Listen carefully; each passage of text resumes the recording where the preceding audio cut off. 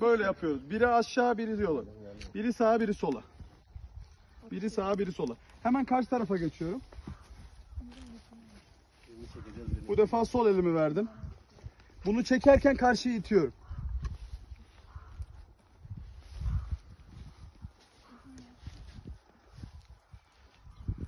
Şunu bırak hadi.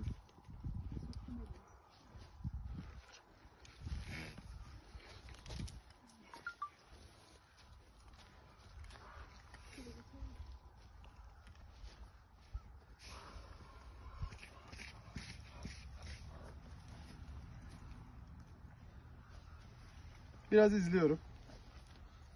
Yalanıyor mu, kafayı mı düşürüyor, ot mu yemek istiyor, ne yapmak istiyor? O pislikten kurtar bizi Ali. Bize doğru gel.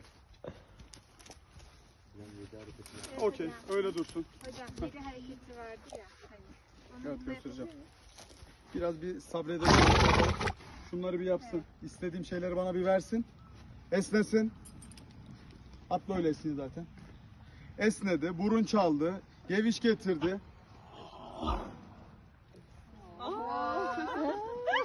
Bu can.